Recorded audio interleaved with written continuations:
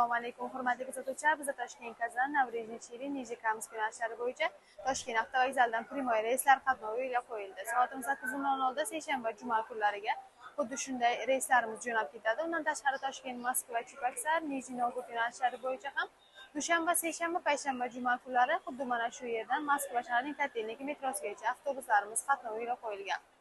Agar siz ham xuddi shunday reyslarda ketmoqchi bo'lsangiz yoki joylaringizni onlayn xarid qilmoqchi bo'lsangiz, bizga murojaat qilishingiz mumkin. Savollaringizga batafsilroq ma'lumot olasiz. Bizning avtobusimizda siz uchun yaratilgan barcha shart-sharoitlar, qulayliklar mavjud bo'lib, 2 ta monitor, 2 ta kuler, zaryadchi moslamalari, ichi yozib ishlaydigan konditsionerlar, undan tashqari siz o'zingiz bilan 50 kilodan 60 kilogacha yuk olsangiz bo'ladi. Telegram, Instagram, YouTube, Facebook kanallarimiz hammasi ishlab turibdi. Ularga yozsangiz ham sizning joylaringizni onlayn bron qilib qo'yishadi. Avtobuslarimiz komfort, hech qanday xavf-xatarlarsiz, 51 meksikdan iborat.